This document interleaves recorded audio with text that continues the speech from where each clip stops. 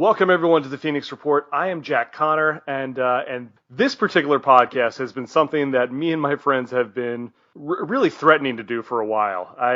As you've kind of noticed, I've been doing a lot more movie reviews lately, not just current movies that come out, but older movies, classic movies, however you want to refer to them as, where I've been doing these like deep dive, and I've been posting about this on social media that I'm looking to do more movies, more album reviews and things of that nature. So this is certainly no different, and it combines, it certainly combines, the movie podcast I've done with the wrestling podcast I've done, and what better or what more infamous movie we should go for than the 1989 film No Holds Barred, starring Hulk Hogan and Tom Tiny Lister, who just passed away recently. As I record this, it is January 23rd, 2021. And joining me are the two guys who I've had for almost all of my wrestling-related podcasts that I've done in the history of this show. First of all, we have Cory W, all the way from Tennessee. Welcome, Cory. It's great to be here for this momentous occasion. Thank you. And, of course, as always, the Zeus to my rip, Brian Connolly. Zeus to your rip. Right on, I'll take that. Sure. Glad to be here, fellas. Yeah, guys, this has been something that we had talked about for a while, doing some sort of like watch along to some of these movies, especially I should say in the Hulk Hogan filmography, because holy shit, like it only goes downhill from here. Yeah, I mean this. There's no other way for me to put this. This may be one of the worst movies I've ever seen in my life. That's the angle I was gonna go with. It's like this movie is just not good. It's not a good movie. Yeah. Be forewarned. It's certainly one of those flicks that's so bad it's good. Just as like a total surface level caveat. Like, if you're even remotely a wrestling fan or anything, or if you just enjoy ridiculous movies that are completely over the top, but take themselves sort of seriously, this should be required viewing for sure. Yeah, I mean, yes.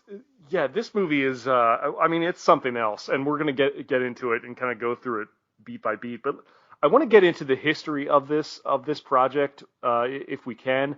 I don't know too many of the details, but I mean, For as long as we've known about the history of WWE back when it was WWF, Vince McMahon always had this vision of really creating this crossover entertainment.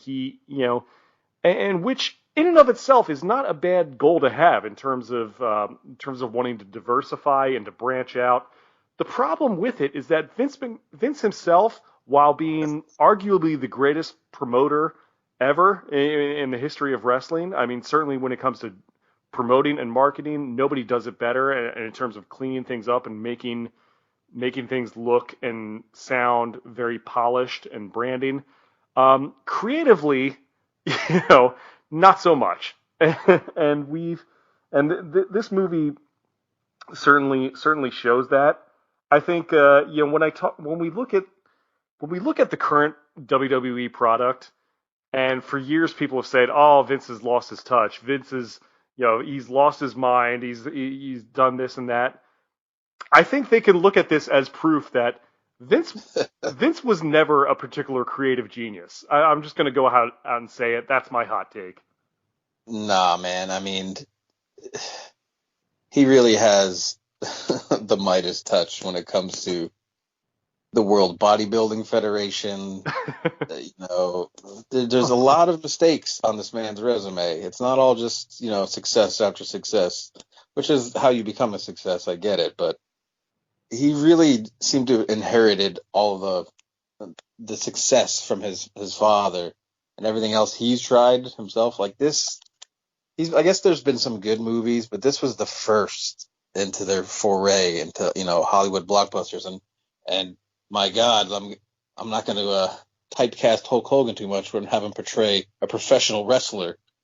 So I don't want to pigeonhole you too much, Terry Bollea. But I can only imagine it's one of those things where it's like it must have been a good idea on paper, because I mean Hulk Hogan, by this time was, Sure. I mean, one of the biggest attractions in wrestling, arguably one of the all-time biggest stars that wrestling has ever produced. I mean, everybody knows Hulk Hogan.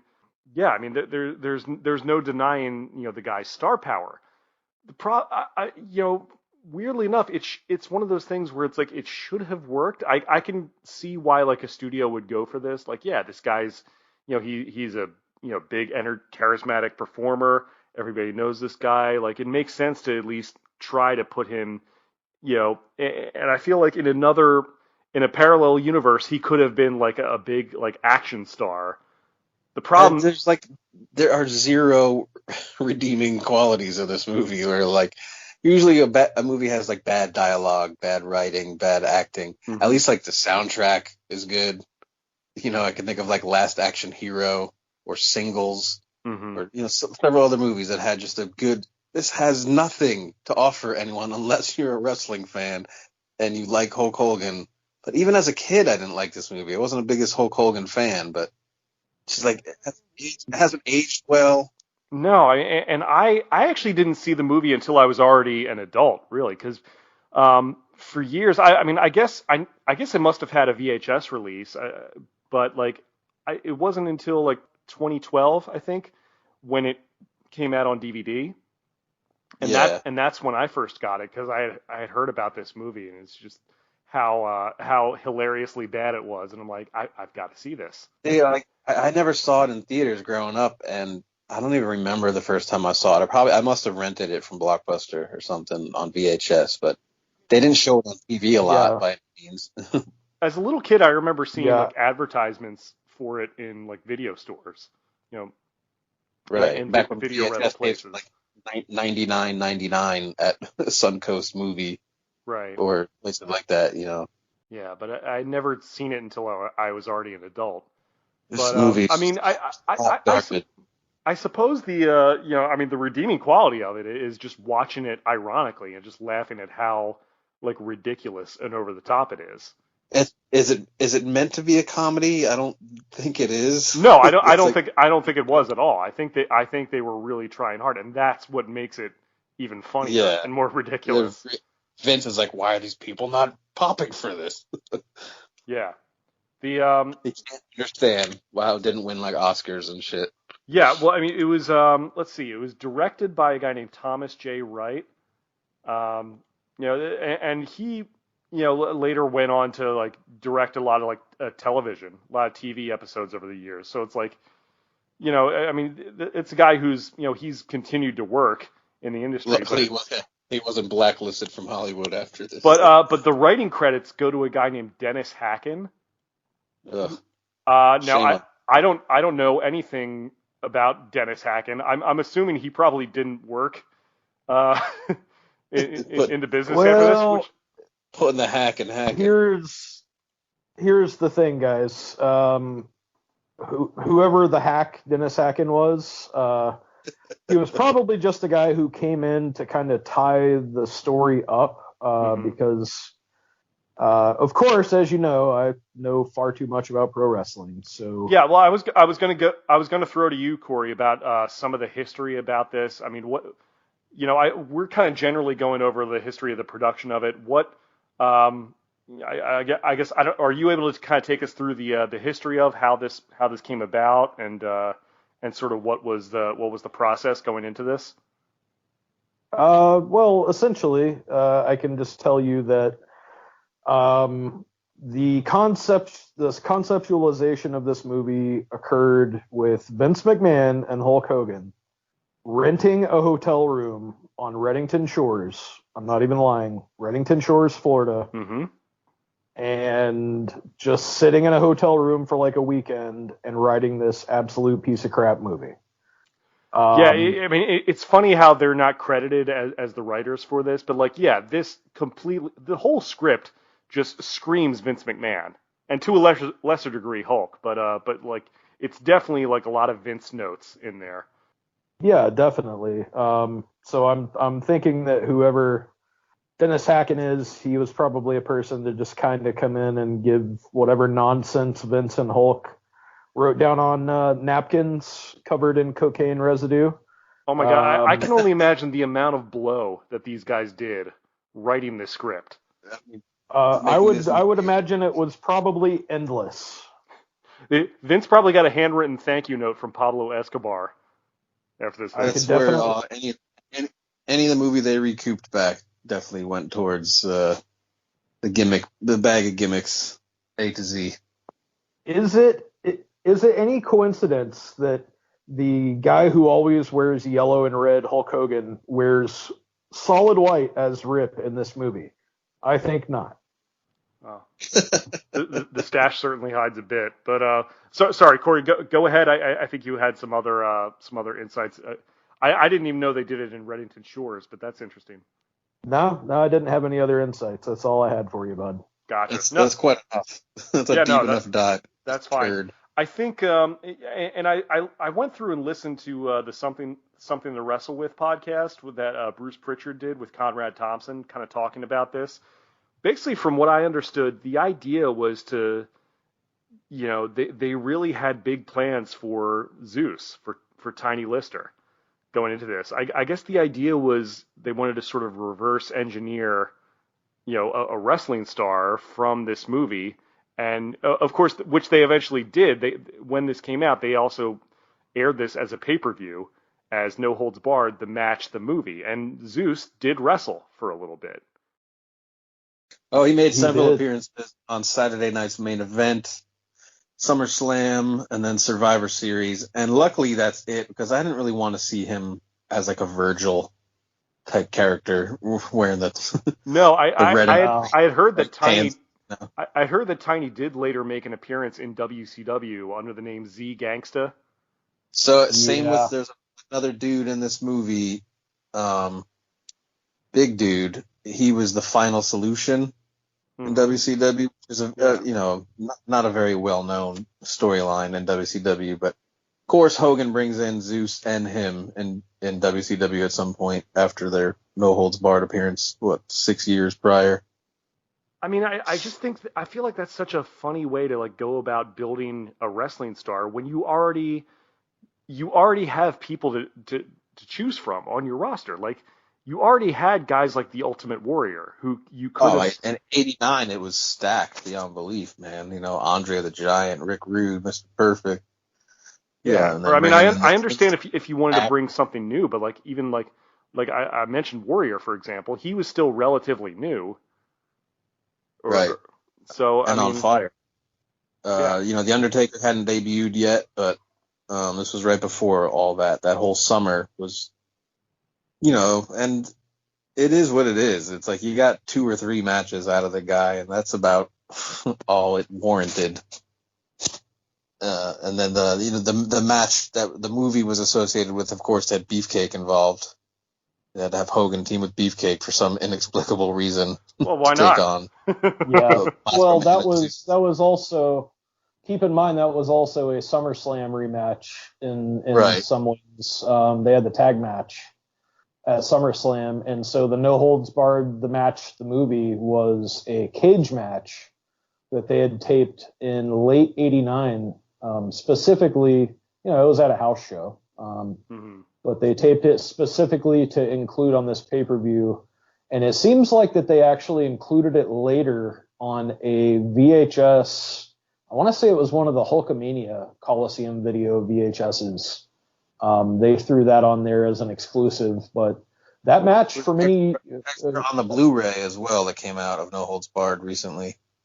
Is that right? Yeah. Yeah, I was going to ask. I didn't know if the No Holds Barred match... the match, the movie. I wonder if that was on the network somewhere, or if that is currently. I don't know. I don't know if the match is.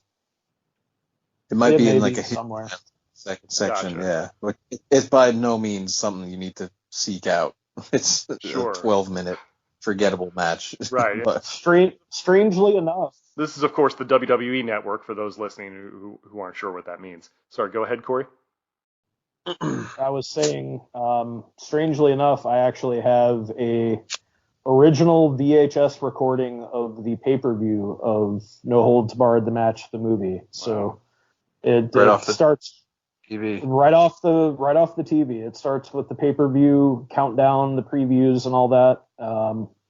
It's pretty cool. Which is ancient history for most youngsters out there, any youngsters who may be listening to this. And then it just plays a quick transition, I think, with maybe Mean Gene or somebody, and they throw to the arena. There you go. These kids know nothing about me sitting in front of a TV with the feed of the pay-per-view being all scrambled, and you just sat and you listened to it. How pathetic! I did that before. Yeah, that was all you could do before you can't do that anymore. But right. But yeah, it's funny how this predated the WWE studios, the WWE films, the WWE film studio, I should say, by several years. It's technically it is owned by the company still, under what they call the Shane Distribution Company, sort of not Shane McMahon. Shout out to Shane Distribution. And it was released. Shane, it was released and distributed by New Line, which I think is now owned by Warner Brothers. Yeah, what I was saying though, Shane, it's Shane Movies or Shane Pictures or whatever, and then the publishing company for WWF theme music is Stephanie Music. Oh well, there you go. Vince kind of naming stuff after his kids, which is there you go. Who says he doesn't love his kids? And a lot of people actually. Clearly, he's beaten both of them up in the ring. But it seems like it looks like it says music by Jim Johnston, who is for those of you who don't know, Jim Johnston was the guy who composed just so many wrestling entrance themes over the years, just countless. And I guess he must have done like the music for the movie, including the film scoring, which is interesting. Well, yeah, I mean, if you watch the movie, it's just by the instrumentation that he uses, it's very apparent. It sounds exact. Yeah, it sounds like every WWF bumper or incidental piece of music that you heard in the late '80s. So, I mean, it doesn't have any Guns N' Roses, AC/DC bands like that. You're not going to get that kind of a budget. Right. So let Jim Johnston do everything and then fire him one day, 31 years later, for no reason. Right. I mean, look, it makes sense if you have someone like that in house already. Then, I mean, if you're on a budget, it looks like the budget they had was around $8 million. It says $8 million estimated according to Wikipedia. So who knows how much money was really spent on this movie. $8 million. It says they made 16. I mean, Wikipedia isn't exactly a good source of info either. No, this is including the expenses in that hotel room writing session that we mentioned earlier. Reddington Shores. Yeah, there you go. But that writing session. I'll bet. Yeah. Now, I mean, once we're done with the movie, then we can go down the cast list and talk about everyone who was in there. But it's just poor Dennis Hacken was the guy who had to suffer from this thing. But I honestly, I felt like it's probably right. I feel like it's probably fitting that some people involved with this didn't end up working in the industry. I feel like more people should have been punished for this. Yeah, we're still feeling the effects of it today. My God. I mean, Hollywood, it seems like people only fail upwards. But maybe this is the exception to that rule. I don't know. Yeah, miraculously, it took 15 years for another movie to be made by WWE Films, which I think was See No Evil. Might have been the first. Or maybe the first Marine movie they did with Cena. Yeah, I can't remember, but how any of those movies ever came to light after No Holds Barred reared its ugly head is nothing short of a miracle. And if you think about it, it was kind of a deal where Vince and WWE didn't get involved in movies again until The Rock started to kind of take off. And McMahon actually somehow negotiated like an executive producer role of some kind on The Scorpion King, I believe. Oh, yeah. So he had to get his hands all over it. And if I'm not mistaken, there was a bit of a falling out there or some heat of some kind between The Rock and Vince, because Vince kind of stuck his fingers in The Rock's pie. Not that kind of pie, but metaphorical pie. The Rock strudel. Yes, he kind of dug in there and tried getting his grubby hands on The Rock's money, and The Rock's kind of shut that down, I believe. Yeah, well, I mean, I think that's because the first couple movies that The Rock did, first was The Mummy Returns, then The Scorpion King, yeah, well, I mean, he was still being credited as The Rock and not Dwayne Johnson, so I think there was probably a copyright issue there, where Vince was like, well, you're using the name that I own, so maybe that's why Vince wanted a piece of it as well, but yeah. Yeah. Maybe. It's good to see he's mellowed out in his old age and isn't flipping out over them using Twitch and Cameo and shit like that. Oh wait, you're not allowed to make money anywhere else but here. Yeah. What the greediest bastard alive, but we digress. If I catch you panhandling, you're fired. Right. Go fund me. Go fund me, go fuck yourself, pal. Pretty much. Fired. Pal. Yeah. I'm surprised he's not in this movie. We see Mean Gene, we see Howard Finkel, we hear Gorilla and Jesse Ventura, but we don't see Vince McMahon in this. No, we don't, but his presence is felt all through it. Yeah, I mean, don't get me wrong. Yeah, his fingerprints are all over everything. Oh, yeah. No, I was going to say, Corey, before we start going down the movie, before we started recording, you had told me sort of a theory you had that had this come out a few years earlier, that it might have been a bigger hit than it was. Yeah, I mean, I think by 1989, although I believe 88 was their highest grossing year financially of the Hulkamania era, by the time 88 rolled around, and by the time, summer of 89, whenever this movie was released, the mainstream appeal that they had garnered during the rock and wrestling era with the MTV crossovers and all of that, and even some of the residual fame that Hogan had coming off of Rocky III, a lot of that had kind of died down, and it was sort of forgotten by this point. So by the time they did this in 89, I feel like they kind of missed their mark. Well, I mean, they did miss their mark. This movie was a piece of crap, but I feel like if they would have done this maybe in like 80, if they would have filmed it in 85 and released it in like 86, or even film it in 86 and release it in 87, that this probably would have performed a lot better at the box office. But this just did not perform well whatsoever. And I'm not really sure what all it went up against. I can remember the summer of '89 was like Ghostbusters. Yeah, it's like one of the biggest blockbuster summers ever. Indiana Jones, Batman. It was insane. Batman, yeah. Do the Right Thing. So this was June of '89. So that they like right at the beginning of one of the busiest summers I can remember in Hollywood. Yeah. So I mean, I could be wrong with that assessment, but I feel like Hogan was a lot bigger a couple of years prior to this, and if they would have released this on the rising part of the wave rather than the falling part of the wave, it would have hit a lot better with audiences and at the box office. Well, it's not like his other movies, Mr. Nanny and Suburban Commando. They didn't exactly take him to new stratospheres or some shit. He's still mediocre, highly mediocre. Terry Bollea.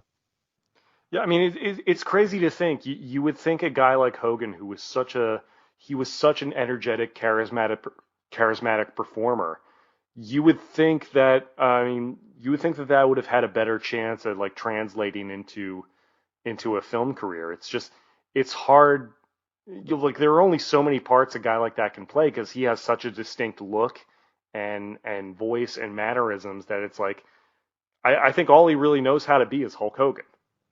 Well, I mean, don't forget Rocky III in 1982, before he was the big Hulkamania star. He was Thunder Lips, and they were trying to recapture that magic, I think, but 7 years later, like it definitely waited too long. And I don't know how they could have done any kind of cross promotion with at 87 because he was heavily involved with Andre. And, well, yeah, I mean, he was super busy at that point. yeah, but there was probably a time in 88 when Macho Man was the bigger star. He could have bowed out and made the movie and could have been done a little bit sooner. So Corey's probably not too far off there. That summer of 89 was just what did they expect? A disaster movie. And well, I mean, actually they were filming this post WrestleMania 4. So it was actually during that period whenever Macho Man kind of took the reins. And let's see, Hogan. This long to edit it down and get it made, Well, crazy. I mean, it wasn't as, I guess, quick or easy to do back then. I guess they were still shooting on film, I would assume. Like they hired a staff to cater that piece of shit. Like everything involved. I feel so sorry for everyone. No, we're going to be involved in a big wrestling crossover blockbuster. Like, no, you're not. That poor film crew and everyone who had to work on it. Yeah, maybe somebody's got like a cool jacket that they got to keep out of it or something. Like, I don't know. There's not too many silver linings in that. No, I have heard a couple of interviews that Kurt Fuller has given regarding No Holds Barred, and oh man, they were pretty funny. No, actually not heard, but read a couple of written interviews that he had done, and I wonder if there's Jackass himself. Not Jackass. sure. I know that. I do recall there being on WWF television, they sent Mean Gene to the opening of No Holds Barred, I think at the Chinese Theater. That's and awesome. they had Kurt Fuller there in character as Brill, the promoter, the evil promoter. Well, oh man, I mean, that's a missed opportunity on having him manage somebody like Ted DiBiase. Yeah. Yeah. I mean, well, let's be real here, guys. You can call him whatever you want, but Kurt Fuller is playing the part of Ted Turner, 100%. Oh yeah. I mean, I kind of look at him as like he's like Vince's avatar there. Like he's basically playing Vince or the Mr. McMahon character at least. Yeah, an early incarnation of it. 10 years prior to Mr. McMahon being a thing. Yeah, I'm sure there were bits of Ted Turner in there, or at least Vince's perception of Ted Turner. Yeah, that was 100% the inspiration behind this. I mean, this is the same guy who performed Stand Back 2 years prior to this at the 1987 Slammies. Vince does not let go of grudges. Vince is that kind of guy. And pretty much the whole TV executive thing that they tied in with Brill, the villain, one of the villains. That was 100% Ted Turner. Mm-hmm. Yeah. I always kind of got this movie confused with the Weird Al movie UHF growing up. And like they both came out in the summer of 89, I'm just realizing. But they're both about like TV executives that are like evil. Yeah. And they kind of sort of a running theme. I guess when you live in that when you live in that world, like what else are you going to write about? Yeah, it's so strange that they both had plot lines involving like TV executive looking to get ratings. It was like that's all they cared about in the late 80s. When do you suppose was the last like movie that Vince McMahon has seen in the theaters? That one, No Holds Barred. Easily. Like that's all he knows. Right. I go to movies all the time.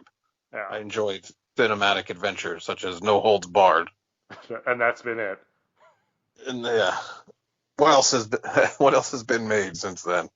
I don't need to watch movies, pal. We have everything movies in the WWE. Well, if you've seen Beyond the Mat, you'll know that they make movies as he's eating. Oh no.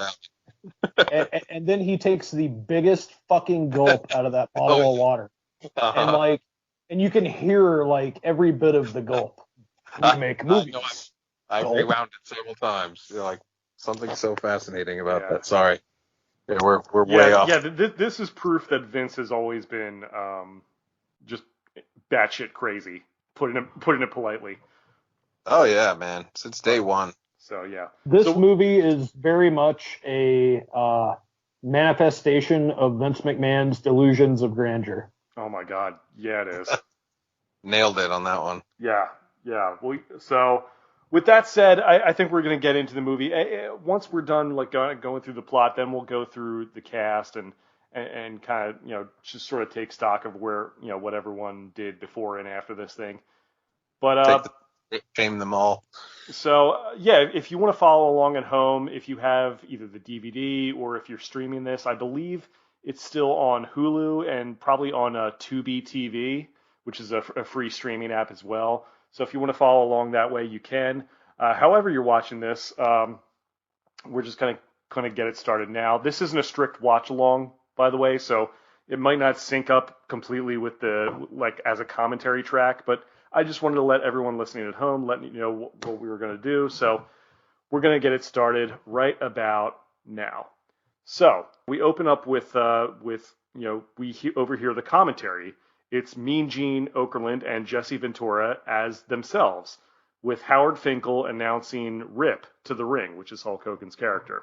So, I mean, and the first shot of Rip is basically just him grunting and growling, which really sets the tone right away. I mean, there's, I've heard someone describe this movie as there is no line in this movie which is not growled. So he's a method actor, that Terry Bollea. For sure. And I actually want to give a shout out to the How Did This Get Made podcast. If you're able to listen to that, they did a really great episode on this as well. And with Thomas Lennon from Reno 911. So, I mean, a couple things to take away from this. Clearly, WWF exists in the universe of this movie, although it's rarely featured in the rest of the movie. So I'm thinking they only had one day where they were able to really shoot in front of a live crowd. Because, I mean, this is definitely like at an actual event that WWF had at the time. I think it might have been a wrestling challenge or Saturday Night's Main Event taping, maybe prime time, something like that. It was at, back in those days, they would do the big marathon tapings. Mm-hmm. So, like, they would tape for 4 or 5 hours. And like Brian said, they would tape matches for a couple of weeks of Superstars, couple of weeks of Wrestling Challenge. And they actually did film this match. If you go back and look at the results on the history of WWE.com, they did this at the very end, and they actually let the crowd know, like, okay, we're filming a deal for Hulk Hogan's new movie. And, of course, you see Hogan, or Rip, come out and wrestle against a unpainted Demolition Axe, a.k.a. Bill Eadie. Yes. Oh, yeah, man. I recognized him immediately. Yeah, that's it's sort of a favor that Hogan did. Masked Superstar Bill Eadie was a constant rival of Hogan's and a good friend going back to the early days. So Hogan repaid him with this role. That's cool. Yeah, get him in the movie. Get him a payday and a credit in the film. Yeah, why not? So Rip is walking to the ring accompanied by his brother Randy. Wonder if that was a reference to Randy Savage. Rib. And then his trainer Charlie. So it's almost like they're framing it almost like how a boxing trainer would accompany someone to the ring. It kind of reminds me of that. Like you had managers in wrestling, but you didn't really have like quote unquote trainers following the guys to the ring. They're once again going the Rocky route, the Rocky Balboa, have the manager and the just things that don't exist in pro wrestling. Yeah, I mean, and then there's obviously this ADR line that Mean Gene throws in there about sort of explaining how Rip and Randy's parents had died. And at first it was obviously recorded in post, ADR as they call it. I imagine they probably tested it in front of a crowd or something, and maybe they just kind of went and did that after the fact. Because it's like, oh, okay, we need more backstory on Rip. Yeah. But I mean, The at first I wrote down I wasn't even sure if that was Gene's voice recording that line or why they felt they needed to add in that level of detail in the backstory. But okay, I guess it's supposed to explain how close Rip and Randy are. So I mean, they're brothers. You don't really need to go that far into it. But I did mention that Bill Eadie is his character is Jake Bullet, and so Rip is always doing that. He has this signature hand gesture, which is like the big difference between like the character Rip and how Hulk Hogan was. It's this like weird like shaka move that he does with like his thumb bent but the pinky out. It's the Rippo sign. It's something that they try to get over throughout this movie, and just I don't know. It was an interesting choice because like Rip is so similar to Hulk Hogan. At some point, like why doesn't he just, I don't know, why don't they just make it a fictionalized version of Hulk Hogan at this point? But I guess the rationale is they wanted to sell some Rip merchandise, maybe. The amount of times you've asked yourself why at this point watching this movie, why? And we are less than 5 minutes in, by the way. There's one key mannerism with the Rip hand gesture that you did not mention, and that's the ridiculous noise that he makes every time. Whenever he does it, he goes, whoof, whoof. Yeah. It's a stupid noise. Like, what does that mean? Like, no kid was doing that for Halloween that year. I assure you. Brother, I mean, brother, every time I do this thing with my hand, brother, I'm gonna go. Whew. Yeah, he really needed to breathe heavy to get up his cardio. Yeah, just to add to the intensity. So, but I mean, I wrote down here as a kid, it was always weird for me to see Hogan in ring gear that wasn't yellow. I guess in this scene he's wearing white, and later he wears like the blue trunks. And but I also did make a note of that his finisher wasn't the big boot and leg drop; it was the double axe handle. Which, I mean, I'm sure he regrets not having that be his actual finisher because, I mean, how many hip surgeries has the guy had after doing the big boot and leg drop over the years? Yeah, I mean, in Japan, he used the clothesline, the axe bomber, as his finisher. So okay. Maybe he just kind of thought, well, what's Rip's finisher going to be? Oh, I'll just do the double axe handle, brother. Sure. And to your point also about Hogan and like his attire and his color, I mean, he had been wearing the red and yellow pretty standard from like late 85, early 86 on. Mm-hmm. Prior to that, he would do different color combos. Right, yeah. But after that, it was pretty well standardized that yellow and red was going to be Hogan. Yeah. And no one has really done those colors since. It's something I've noticed. I mean, obviously because it's so identified with Hulk, but like, I guess, more guys had brighter colors back then. I mean, pretty much Hulk Hogan and Ronald McDonald have that market cornered on the yellow and red. Indeed. I'm loving it. All right.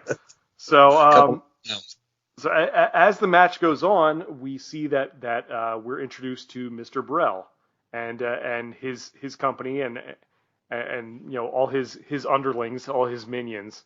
They're watching this match intently.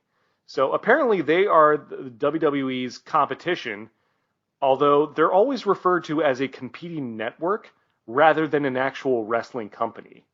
So I mean, I guess so. Clearly, as you said, that had to be a dig towards Turner, and clearly the beginnings of the Mr. McMahon character. It's definitely both of those things. And them not wanting to even come up with a fake company name for them. The World Television Network. Can't even do that. Exactly. That was the network, the World Television Network. WTN. But, I mean, that was kind of the whole bridge to Turner, is that Ted Turner was a TV guy who just went into the wrestling business without knowing what the hell he was doing. And Vince, I'm in the wrestling business. Yeah. So this was what you had. Burrell going into the Battle of the Tough Guys, and I can run wrestling. Right. That's the best they could come up with. Battle of the Tough Guys, just like. I mean, it's so bad. I'm now 40, I was 9 when it came out. It hasn't gotten any less dumb to me. Yeah, well, we will definitely get to that part, and it's funny. I mean, I know these are supposedly shots toward Turner, but like this is so much of like Vince's psyche, because the Battle of the Tough Guys, like less than 10 years later, they did the Brawl for All. Huge success. Yeah, yeah, which we'll explain that a little bit more as we go along. I realize we have people listening who might not be diehard wrestling fans. And then another 20 years later when they did Raw Underground. Mm-hmm. Yeah, no, absolutely. But so Rip ends up winning the match, but Brell is just pissed that his company is supposedly last in the ratings. So I guess in this universe, wrestling is the most popular thing on television across the board. So he's constantly. It was possible in the 80s, I will remind you. So in other words, things are pretty bleak in this world right now, with pro wrestling being the most popular form of entertainment, clearly. Yeah, not movies, not sports, not football, baseball, anything. Just Rip. Yeah. Rip fucking Morgan. Yeah, Rip is on top of the world right now. So he ends up winning the match. Like I said, Brell is just, he's constantly like, there's no subtlety to his performance. He is at 10 and just never lets up. You know, full Pacino and Glenn Ross. Exactly. He's throwing things and constantly yelling at the board members, all the members of the board of directors of his company, who are scared to death of this guy. Still no Oscar. And he says, and I quote, "I want that jockass on this network." God damn. That's good shit, pal. That is also not the only time that phrase is uttered in this movie. It's like, I don't think we have got to get this over. How many times they said it, where I was like, they were trying to make that a thing, and how dare they? They really were. They were trying. It's like, stop trying to make fetch a thing. Have you ever in your life, besides that in 1989, have you ever in your life heard someone say jockass besides this movie? Yeah, probably if they're doing a review of this movie, it would be the only time. But I mean, I'm not talking about like quoting this movie. I'm talking about like in actual conversation, non-ironically. No, it's not possible that somebody would ever. I've heard of jock itch and ass itch, but never jock ass. He says, quote, "I want that jockass on this network. Not I want to start my own wrestling company or my own wrestling show, but I guess just Rip." Wants Rip's ass. Right, like it's not that Jock's ass, which is a totally different program. Well, that's how Vince talks, I guess. This is all Vince McMahon and Pat Patterson and Bruce Pritchard's personal dialogue. Yeah, how they talk. And speaking of the dialogue, here's some of Brell's dialogue. It's just very like to the point. It's like, then he says, 10 o'clock tomorrow, boardroom, talk to me. What? In what universe does that pass as dialogue? That's all your bullet points there, pal. Get all the pertinent information that you need. Man, people are going to be they're going to be reciting this like Rocky Horror Picture Show. I know it. 30 years from now, it's going to be huge. Yeah. Wrong again. I love the one like sidekick guy he has, like because he has the two sidekicks, Weasley. David Paymer and Charles Levin, but Unger and Ordway. Weasley guys with little Patterson dicks. and Briscoe, yes. Pretty much, yeah. It's a running theme. But the one guy, Ordway, is played by an actor named Charles Levin. This guy looks like he could be Andy Samberg's dad. Like, sure it's in the works. Like, you could cast, if they ever did a modern remake of this, you could cast Andy Samberg as that role. He'd be perfect. Please, God, never do a remake of this. Yeah, I mean, I pray to God no one tries that with Chris Hemsworth. or a straight-to-video sequel, nothing like that. I don't need it. No. So, with Dennis Quaid. So the next day we see on the outside, outside of a building, we see a sign for the World Television Network and a van with the logo on it. And honestly, I'm shocked that they spent the time and money to even have those graphics made. And like they actually spent production budget to have those things made. That's your $8 million there, pal. Despite the lack of thought gone into the name of this fictional network, it's just World Television Network. But minimal through and through is all they could give you. I believe this, according to the Bruce Pritchard podcast, this was filmed near Atlanta, which, I mean, that's ironic again with the Turner connection, but also, the state of Georgia and Atlanta is a pretty good location for filming a lot of TV and movies, especially nowadays. I guess maybe the state has certain like tax breaks as far as that goes. That's possible. Yeah. So, but again, it's ironic that it happened to be in WCW territory. So the next day in the boardroom, Burrell says that he refuses to grow old, waiting for Rip to eventually retire. Which again, like, are there no other wrestlers that he could hire at this time? I mean, I get Rip is like the top dog, but like, I guess he really wants to build an entire show just around Rip. He also mentions that he just took over the network a few months ago, which is pretty wild. Like, considering like how angry this guy is all the time and how much people are afraid of him, which makes me think, hey, well, he's just not that good at his job.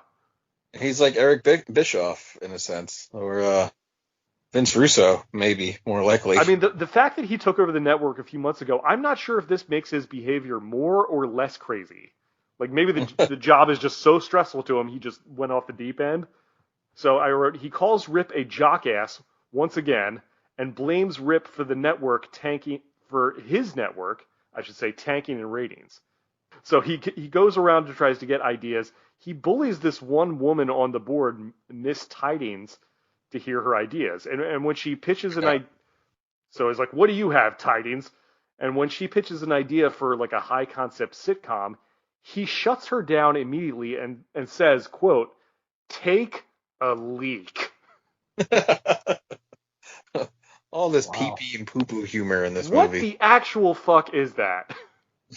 That is a direct product of Vince McMahon's writing. He delivers it exactly like Vince. That's how he talked to the female ring announcers that he allegedly sexually harassed and such. God. Yeah. You think? How many times do you think he said that to Lillian Garcia over the years? I don't even want to know. Yeah. So understandably, Miss Tidings, she runs out of the room crying, and everyone is still scared of this dipshit when he points to Andy Samberg's dad, and who is practically shitting his pants at that point, and said, "Maybe we could do a game show." I also wrote down here how everyone feels the need to stand up when speaking and then sit down when not speaking. It's like a weird a form of addressing in the middle of a meeting. Like, I don't know. That's something strange that I noticed among many things. Like they're in Congress or some shit. Right. Like, you have now been recognized. Rise. Rise with your shitty pitch and idea. Yeah. So Burrell naturally shuts him down too, and holds up a poster of Rip and says, "This is what the people want. Now who's going to go out there and get it for me?" And I wrote down here, at this point, I'm still not sure what exactly he wants Rip for, because like he doesn't specify. Are they building a wrestling show around him? Yeah, and I mentioned that before. Again, just none of those things are really that clearly communicated.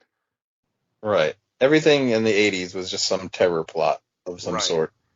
I need to kidnap and rape people. Why? It's because it's the 80s. I noticed how one of the board members points out that Rip is under contract to, quote, another network, not the WWE necessarily, but another network, which I think that's kind of an interesting way of putting it. Then Burrell gets pissed and says, quote, "Contracts are nothing but words." Okay. Right. That's deep. That's deep. I'm sure that Jerry McDevitt would have something to say about that. That's Vince's lawyer. Yeah, let's not get on his bad side. Contracts are nothing but words. Then some other dipshit pipes up and says, "But Mr. Burrell, I'm told that Rip's word is his bond. And I just wrote down like, yeah, that's a total Vince line right there. Nobody talks like that. Then have him break his bond. Right. So I'm a stereotypical bad guy in a movie. Yeah.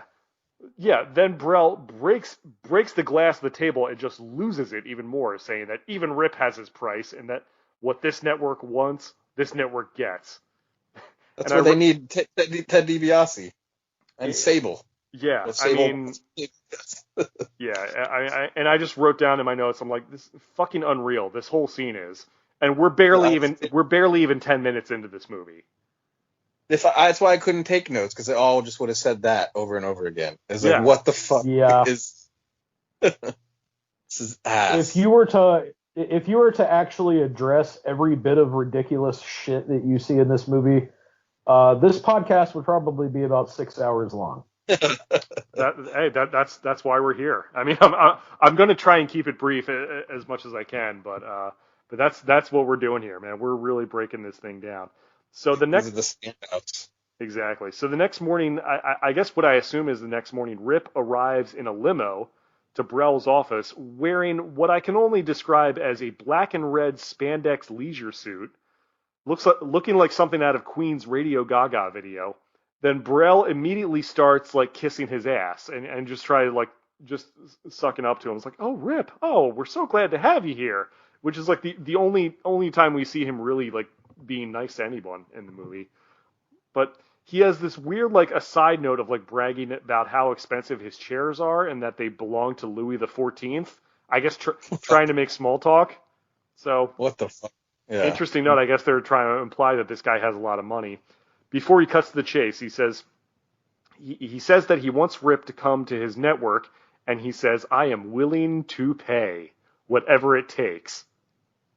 Which at this point I'm writing down. I'm like, if Rip is under contract to another network, first of all, why is he even taking this meeting in the first place?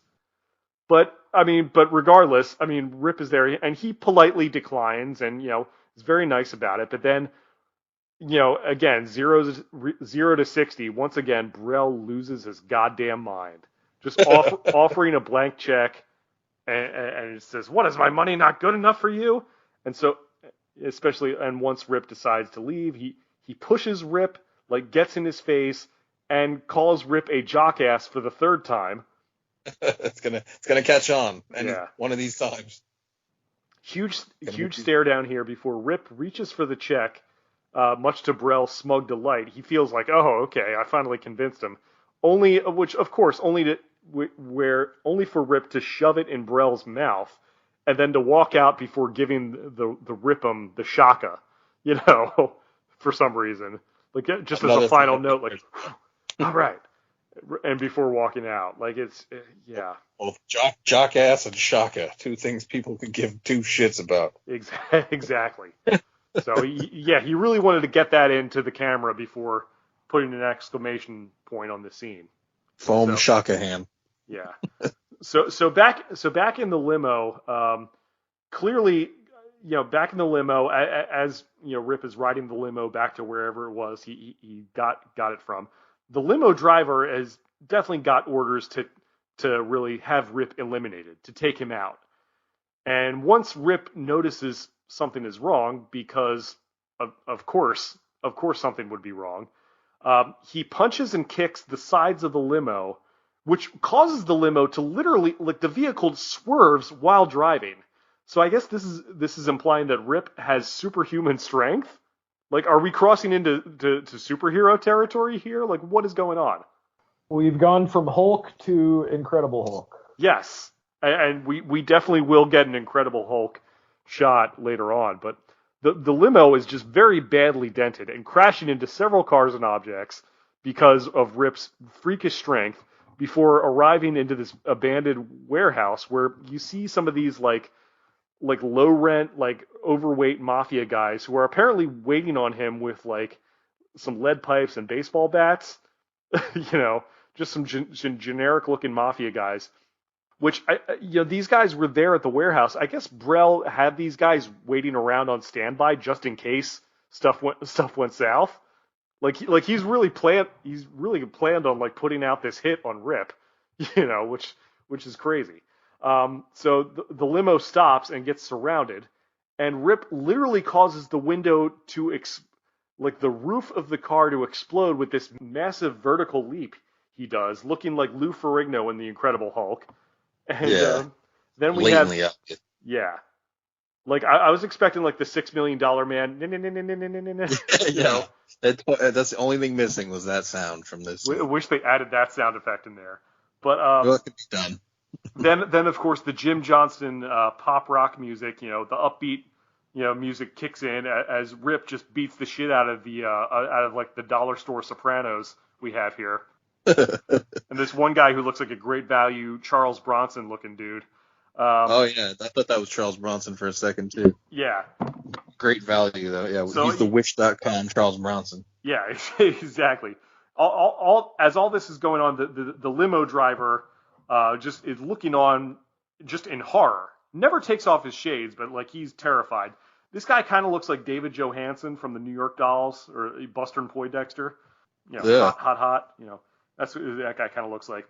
But once Rip throws a few guys through the windshield and the side windows, he makes his way and still laughing and just grunting maniacally, like just over the top. Like ridiculous. It's distracting, really. Ridiculous. It's very distracting. Rip then just yanks the driver's side front door off its hinges, like any normal human being would, and confronts the driver. And of course, we have the infamous line. Corey, do you want to do the honors and say this? The honors. I would be happy to. If you could just imagine, or maybe Jack can add it in post, some inside the actor's studio, great classical music here, great lines and cinematic history. Yes. We have, what's that smell? Dookie. Mm-hmm. It was bad now. It's yeah. I mean, this is the peak of the film, folks. This is it. This is the climax of this film. The most oft recited line from this. I guarantee you, Vince was on set while this happened, and because like even the way Hulk delivers the "What's that smell?" like that's a total like Vince impression he's doing. I notice it a lot now when I watch old. I'll watch like old Mean Gene interviews. You could just tell it's Vince McMahon directing him. Damn it, Terry, you got to growl more. It's the Royal Rumble. Like, nobody talks like that but him. Yeah, like what? Yeah, it's just. And I guess Bruce Pritchard too. Yeah, but. Yeah. So, and whatever. Of course, we all know Vince McMahon. He loves him some toilet humor. Anytime he gets scatological, that's hilarious to him. Like, were kids popping for that? Marking out? I mean, it's weirdly like them trying to be edgy, like before the Attitude Era, but in a very juvenile way. You know what I mean? But what kid is going to enjoy a movie about like TV networks and? That's popular with the kids. It's a weird dynamic. Like he's got this sexy secretary assistant, and you're like, the kids don't want to see this shit. Right. I know I didn't. So yeah. I mean, the Dookie line, like, just what the shit. It defines this. It defines the entire picture. Let's be honest. And end of scene. And I wrote down, we're not even at the 20-minute mark yet. That's painful. Yeah. So it feels like we're 2 hours in. So we cut to I guess I don't know if it's later that day, but it's at the offices of Rip's network, where I guess Rip himself is there in a board meeting. These two random executives tell Rip that he has a new account executive, which I guess is sort of like a manager or a publicist named Sam. Only for Rip to be introduced to Samantha M. Moore. So I guess like the name thing was like meant to be played for laughs. Like, oh, it's a woman. What? Like her name is Moore. Like I guess that was meant to be played for laughs, but just the joke just falls flat. It's not even like a cringy joke. It's just like they were trying to go for a laugh there, but it just didn't land. So obviously Rip is just visibly just infatuated by Samantha immediately. You know, Which you can tell he's acting because she doesn't look like his daughter or his wife. Or he's got a all type. Women in life look he likes like the him. blondes in real life. So really stretching the acting chops there. But Yeah, man.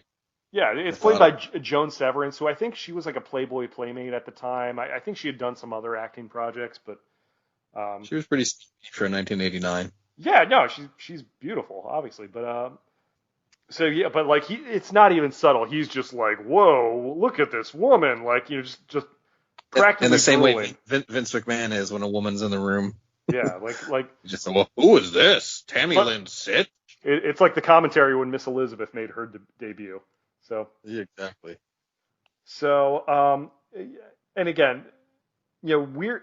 I wrote, weirdly enough, Rip has the same outfit from the fight scene we saw. So that makes me wonder, like, did this happen like right after this fight that he had?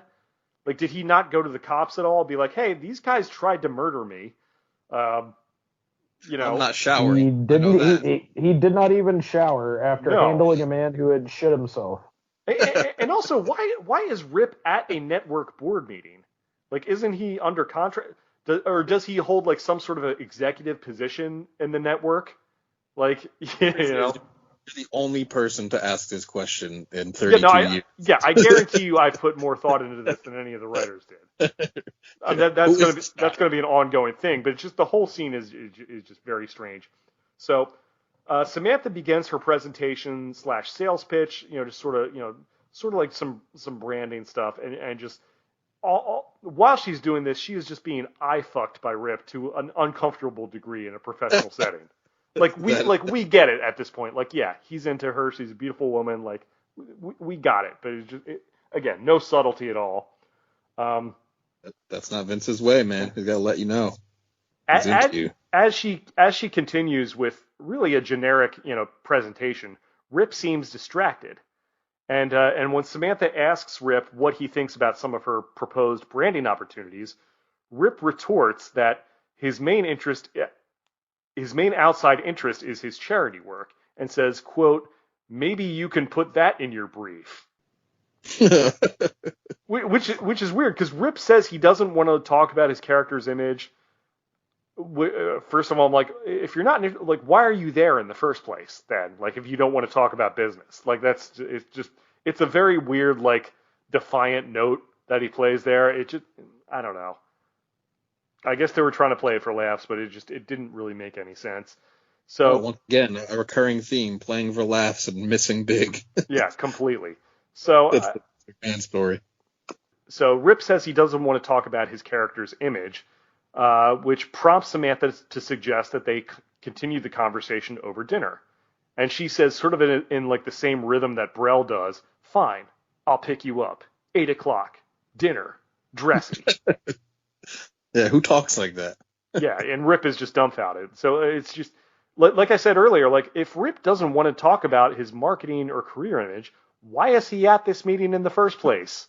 Like, I get it, they're trying to portray him as this, like, man of the people who doesn't care about money and just wants to help people.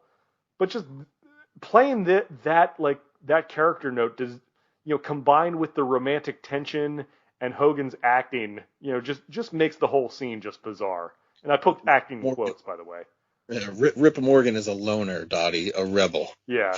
We don't want to get mixed up with a guy like him. Yeah, Rip Thomas, I think they said that's what his name was. But yeah, it might as well be Morgan or Thomas. Who gives a shit? Yeah, it doesn't. Rip Morgan was a wrestler in WCW. Okay. Or actually around the same time. So yeah. Where did I get that from then? I don't know. I mean, it's Rip Thomas is the name of the character in the movie. But then they cut to the dinner scene, which is supposed to be this 5-star restaurant, but it's clearly filmed in like a church or a cathedral for some reason. Why they had to film it there, I don't know. But I mean, I guess they figure the stained glass windows would look classy. Because somebody allowed them to film there and didn't kick them out. Yeah, I mean, like, this is clearly a church that they set up this set in. So, Very fitting movie for a church. Yeah, Rip is Rip is wearing this all white leisure suit, which I forget was it sleeveless or yeah. Knowing Hogan, No, possibly. no, it wasn't sleeveless, but it's like this all white leisure suit. Um, Samantha is in a black dress, but it still has those like late 1980s shoulder pads that so many women wore back then. Oh yeah. Like yeah, I mean that was like a thing with like women's fashion in like the late 80s. They all look like linebackers with Yeah, I those remember shoulder my mom pads. wearing a lot of white with the shoulder pads for some reason. Yeah, And my dad as well would wear white with the shoulder pads. for sure. Then you had the French maitre d, who walk over, and this guy's of course is just over the top, rude and just incredibly snooty and just he's very condescending toward Rip, and even Sam is like kind of like treating him like condescending. It's like, oh well, I hope there's something you like here. I know this probably isn't the type of place that you go to, and while this is all going on, the busboy recognizes Rip, but like he's rudely like kind of shooed away by the maitre d. And of course, the whole time that the maitre d and Samantha are assuming that Rip has no idea what any of the items on the menu are, and Rip is visibly annoyed. But then you have the chef come out, and he's very angry at Antoine, the maitre d, for not recognizing Rip, and clearly communicates that Rip is a regular at this restaurant. That's like the big reveal, and Rip even speaks some French to him. So much to Samantha's chagrin, classic role reversal. Like you could see that coming a mile away. So I don't know. Just again, it's just it's just more unfunny comedy. He said it. Yeah, Unfunny comedy. pretty much. Then we cut to the No Count Bar, which is like this honky tonk straight out of the movie Roadhouse, also released that year, by the way. It was a busy year. Yeah.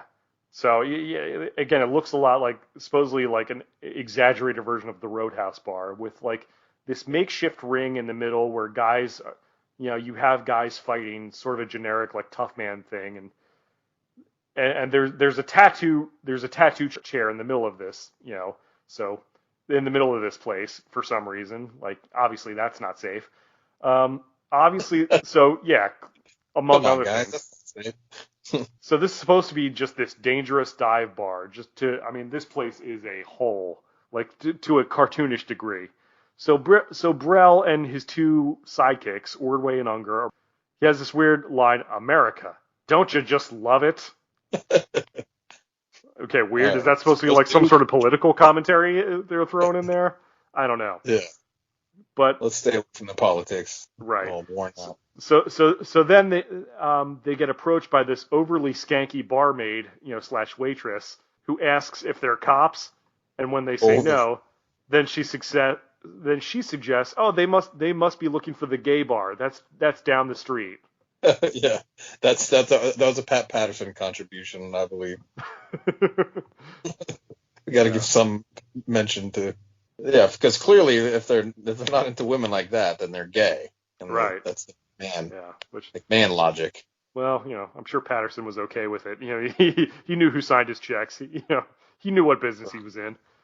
Yeah, whatever. But so questionable humor to say the least. Yeah. So this chick is really leaning into like the snorting.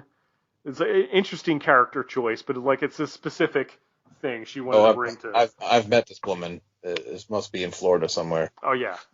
We've all met somebody like that. She's a real person. Mm-hmm. So they sit down and they order their drinks, and of course the two guys, they order like a martini or something like that, and the barmaid, the waitress, has this one line which I had to write down. She says, "I'd like to get laid, relayed, and parlayed, but that ain't gonna happen. So what's it gonna be?" Wow, that's a lot to unpack. That's an actual line of dialogue in this movie. Yeah, I remember hearing that, and I would have wrote it down. It's very memorable. Like again, like what does that even mean? That's just them being relayed clever. And parlayed. Yeah. What about parlayed? Put it in. Sure. It's good shit, pal. So then we see we see this character Bubba, played by Stan Hansen, who is a future WWE Hall of Famer. The guy was a legend in Japan and in the NWA, and I think briefly worked for WWE like under Vince Sr. Never really had much of a run in WWE under Vince, though. Weirdly enough, but he got a part in this movie. I thought he looked familiar. I couldn't remember who he was. Stan Hansen. Yeah, he mainly made his career by wrestling in Japan. He was like a huge star over there. I think he's known for the lariat clothesline. Yeah. Which, like, the guy was almost legally blind. Like, he was very stiff in the ring. Like JBL is like a Stan Hansen ripoff in a way. But I mean, I can see why he probably took off in Japan, because he was this big Texan, looked like a cowboy. So, yeah, he definitely played the part. I'm surprised there's not more cameos from wrestlers in this. Yeah, you would think, but Stan Hansen got a part in this movie as Bubba. The ones that did are just like Demolition Axe and Stan Hansen. Right. It's just kind of weird. So he's right behind her, cheering the fight on. There's we see there's a midget sitting in a cage above the table for some reason. Oh yeah, tossing coins and peanuts into their drink. And I have no idea what his backstory is. Like, what is going on there? Is he being held captive? We need a midget in a cage. It's in my contract. Like, why? Are they taking care of him like a child? Like, what is that? What's going on here? Everyone knows you keep a apparently Bubba, Stan Hansen, is like the brother of this waitress, and Brell gets the idea for a no rules fight show by watching this, despite his stooges being horrified. And at one point, Unger and Ordway go to the bathroom together, so they have this whole scene is just. You could forget. Yeah, they decide to go to the bathroom together because I guess they need to travel in packs. But they see like VD room, the spray painted on one of the doors. Yeah, why would you go anywhere near that? Yeah, that's a sign there. Definitely a red flag. Obviously, the bathroom is just disgusting with stuff like no hippies and no punks spray painted on the walls. I definitely never got a VD reference when I was 9 years old. Yeah, none of us would. And of course, this place is disgusting. It looks like they just like painted shit on the walls. Like that Chappelle Show sketch. Yeah, like pop copy. Pop copy. Yeah. Like, and there's a Doberman on a chain in the bathroom for some reason. They're just keeping this dog in there. Midget in a cage, dog on a chain. I see. Mm-hmm. But I mean, of course, once they start going up to like the trough that passes for a urinal, the two guys, they start peeing, and of course, for some reason, they feel comfortable enough to start making fun of the people in the bar. It's overflowing too. One of those troughs. It was like train spotting. Like, Jesus. Yeah, it's disgusting. Only for Stan Hansen, for Bubba, to come out of the bathroom stall after what I can only assume is just him taking a massive shit. It's weird how they cut it, because it's like, how did he get to from the center of the bar to the bathroom so fast? But like, yeah, like, he just took just a gigantic shit and just goes out of there. And obviously, some dude was blowing him since it's the VD room. I'm sure there were some glory holes somewhere. But one of the Stooges gets so scared that he accidentally pees on the other guy. Gotta have more pee humor. Of course, 5 minutes since the last one. Yeah, Vince is having an orgasm watching this scene, cutting this.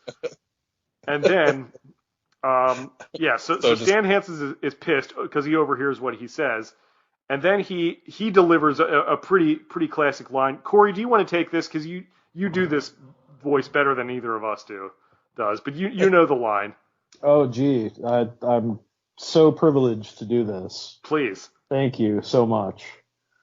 I believe it's something along the lines of, "We got ourselves a couple of teeny whiners." Mm-hmm.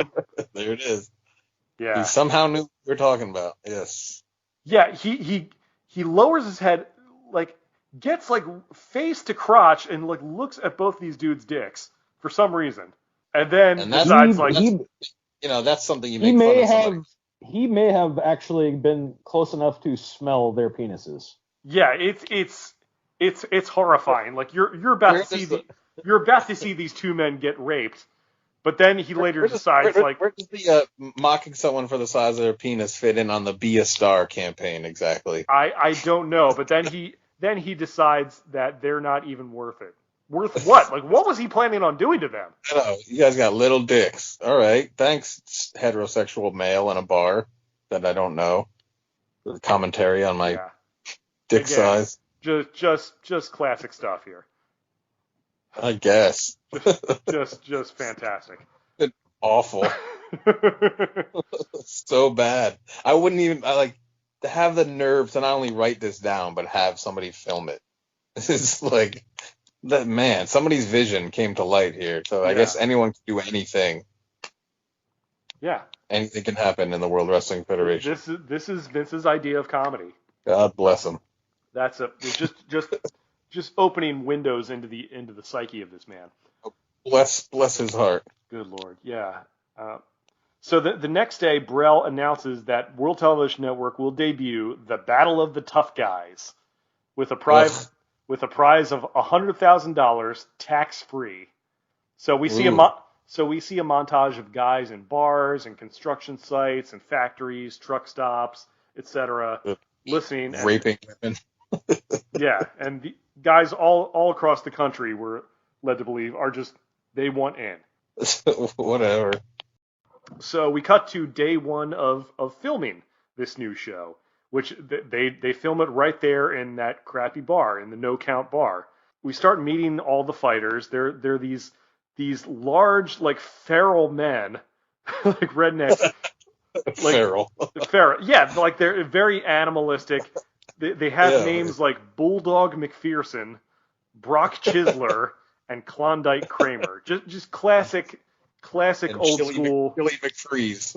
Yeah, classic old school, like, tough guy names. You know. Big Bully Busick. Exactly. It's got Vince's fingerprints all over it. And so, Ordway and Unger are there as this is filming, and Bubba is still there. Stan Hansen, he's still there and recognizes, like, hey, it's the Taney Wangers. They're here. And just having a good laugh about that. Oh, boy. Yeah. So as all the fights are going on, then we see Zeus enter in dramatic fashion. One eyebrow and all. Yeah. He knocks the wall panel down, and he knocks an entire wall down and enters, and is completely backlit, by the way, just to add that extra. You know, immediately just, like, punches a waitress in the face, much to Brell's delight. Like, what you gotta do to get a drink around here? Jesus Christ. Assaults a waitress right there. And I gotta tell you, Zeus looks like a badass here. Like, he's jacked up. Like, he's a scary looking dude. Like, especially, I imagine watching this as a kid, he's an intimidating looking guy. He, like, despite being cross-eyed and having just a ridiculous unibrow. But I guess that kind of adds to the intimidation factor. Like, he looks probably one of the first I'd ever seen in my life, if I had to imagine. Like the unibrow or the lazy eye? Yeah, both. Yeah. Throw them both in there. Other than Sandy Duncan, maybe. Sure, but I mean, yeah, you buy that this guy's a dangerous cat. Like, you buy that he could beat the shit out of some people. And rest in peace to old Debo. Yeah. I mean, we're recording this in January of 2021. I know last month he had passed away. I think at the age of, like, he was in his early 60s, maybe. Yeah. Of course, he later went on to be in the Friday movies and have a pretty good career after that. But yeah, so Zeus gets in the ring and immediately destroys the two guys in the ring. And while this is going on, Rip and Randy and Charlie and all their friends are watching this. They're watching this on TV back at Rip's house. And so back at the bar, Bubba unsuccessfully tries to fight Zeus. He gets crushed immediately. And then back at Rip's house, Charlie is explaining to everyone that he used to be Zeus's trainer, but Zeus was just too out of control and eventually went to prison for killing someone in the ring. So, all right, we're getting. It happens. Yeah, I mean, I guess it happens, but I guess he went to prison for it. So, I mean, much like Nails. Yeah, they're trying to add some backstory to this guy. So it's kind of funny. Zeus rips out Bubba's hair as like a trophy.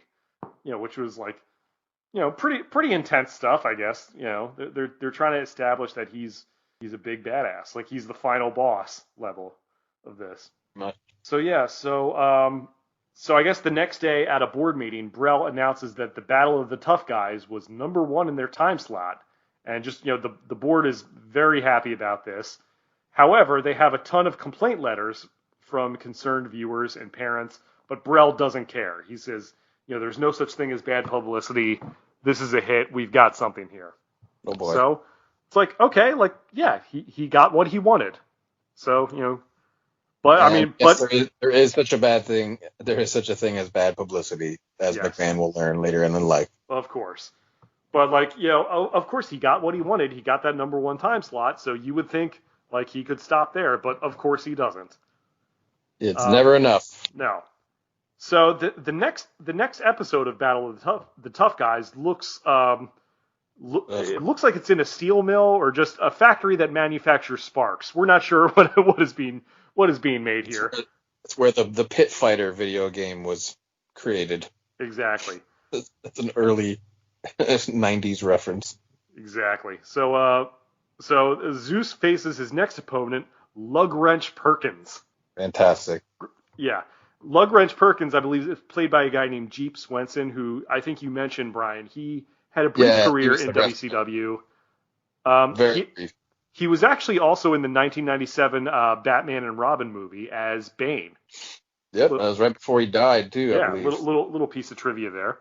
I'm sorry, what was I saying? Well, both of those things better than this movie. Right. Yeah, they're Citizen Kane as compared to this. But so back in Brell's office, while this is going on, I guess they're watching it through the video feed. Unger and Ordway have this weird like side beat about like this new camcorder that Ordway got for his birthday, and Ordway has this funny line. It's like, "Thanks, video is my life." Yeah. Now I can film myself fucking. What? Who says video is my life? Like that guy did in 1989. And also, they're watching this on TV. Like, what is he filming? The TV? Yeah, filming TV. He's gonna be that guy that tries to show you that footage. Like, yeah, I know, asshole. I have a VCR. Is he like a film student and has like an art project that he's doing? Like, that's so weird. That's such a ham-fisted way of getting Brell to have an idea. But he's about to create Pornhub years later. Yes. That camera. Yeah, he's gonna be. He's going to be in the same cell as like the guy from Girls Gone Wild, Oh man, Joe, what's the face? Wow guy. Yeah. But he's not far behind. Yeah. So apparently this gives Brell an idea of how to lead both Zeus and Rip. So I guess meanwhile Zeus just continues to dominate. Apparently, I don't know if he kills Lugwrench Perkins, but like he beats him up pretty bad. Like. He's either unconscious or dead, maybe both. But he obviously he's on a hot streak. He's dead to me. Yeah. Rest in peace, Lugwrench Perkins. Well, yeah. So. Oh boy. All right. So Samantha, I guess it's the next day. Samantha is in a limo in Rip's driveway, just on the phone before she meets with Rip, and briefly just kind of gets introduced to Rip's brother Randy, before she and Rip head off in their limo to a private jet. So this time Rip is in like this blue and white sleeveless skin tight outfit, while Sam is in that traditional white business suit. I'm not sure where they're flying to, but I guess after their flight they take this detour, I guess to wherever they're flying to. They take this detour to Rip's favorite diner, where we meet Sadie, the waitress, who's like playfully flirting with Rip. I feel like whoever this actress is, she kind of plays the part as if she's like an older lady, but she looks a little bit younger. But like she's just a lot of flirting going on between her and Rip. They're trying to make it seem like Rip is this just blue collar man of the people, that he's friends with all these people. So he's just dripping in poon though. Exactly. The ladies love him. Yeah. So while all this is going on, just sort of like almost like a maternalistic like flirting, like, oh, you're so handsome. while all this is going on, like these two masked gunmen just burst into the front door of the diner looking to rob the cash register. Oh, And I hate doing that. and of course Rip is just having none of it and subdues the would-be robbers by pelting them first with a stool and then various like desserts, like mainly like cream pies. He's yeah, like, yeah, just like a waste of cream. right, like only in the movies like he's preventing a robbery by just hitting guys with pies. Like I imagine he's probably spending more in like the pie budget than they would have robbed. And I happened to notice how many different shots they showed of a dude getting hit with a pie. We're like, all right, like we got it one time, but they showed like 3 or 4. This is straight out of Blazing Saddles. Yeah, at this point, this pretty much turns into a Three Stooges episode. Exactly. Yeah. Vince is fucking rollicking on the floor. Yeah. Just, it's such good shit. Good shit, pal. I got a pie scene in there. But like, sent shotguns for me. But like weirdly enough, they it's not a Jim Johnson track playing in the background. It's Hank Williams Jr. Oh, that is shocking. I think it sounds like All My Rowdy Friends Are Coming Over Tonight, the Monday Night Football theme that he did. Wow, they actually got a song credit in there. That's amazing. I think that's what that is. Yeah, I mean, I'm pretty sure that was the song that they were playing, but it's definitely Hank Williams Jr. But that's playing as Rip brawls with these, then actually fights with these two guys, like breaking tables, shelves, and I wrote down here, like, again, I wonder how much damage was done to the diner in this fight versus like how much money the crooks would have taken. I don't know. That's just something funny I thought about. But either way, this really impresses Samantha as the people in the diner are cheering Rip on as he stops these armed robbers. So I guess this is just meant to like establish Rip as being a good guy, like a superhero, more or less. But I don't know. I guess it's supposed to indicate that Samantha is like really like, oh, she really likes this guy. It was really his skin tight outfits. That's what she liked. I mean, among other things. So, Corey, what's your big takeaway from this scene? Like, what are some of your thoughts about it? Because I mean, it's an unusual one, but not the craziest scene we see in this movie, obviously. I mean, you pretty much said it all right there. So later, we see Rip and Samantha checking into the hotel, learning that they had been booked in the same room with only one bed. And I guess there's this whole back and forth about, I guess Samantha's office had made the reservation, although wasn't Rip like on the board of directors like of this thing? It's like, did they even attempt to go to the front desk of this place to get 2 separate rooms? There you go. You applying logic and reason again where you shouldn't be. Yeah, well, that's a McMahon production. Come on, man. So it's this whole thing that's set up. So I guess Rip hangs and tapes like a bed sheet in the middle, toward the middle of the bed, sort of like as an attempt in privacy. And that ought to do it.